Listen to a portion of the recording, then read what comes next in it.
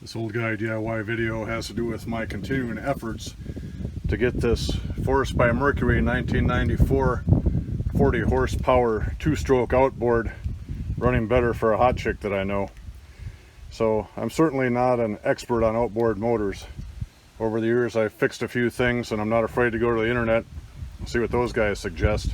So in this case, the engine was running fine, and then one day it felt like a cylinder dropped, and everything I read said it would either be the coils, the power pack, or a problem with the stator. So earlier in the week I spent a whopping 28 bucks and put new coils on. The thing started up great, but it did not run well at higher speed. It still only put out about 7 miles per hour instead of the 12 that the hot chick had before. I just received a new power pack via eBay. Gladly, the seller was 150 miles from here, so it took 3 days to get here with the USPS, and now I'm going to install it.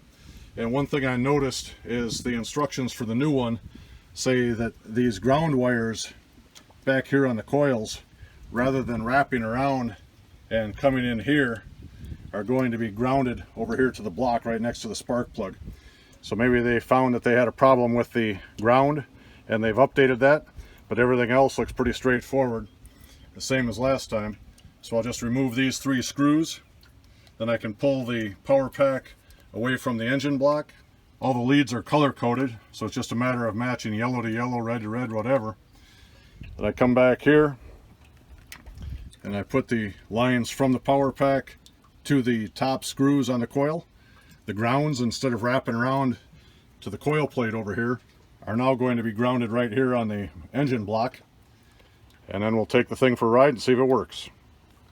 After removing the 3 screws, the power pack just falls away from the motor. Now you can just reach in here and kind of snake for the different wires and just match the colors to their light colors.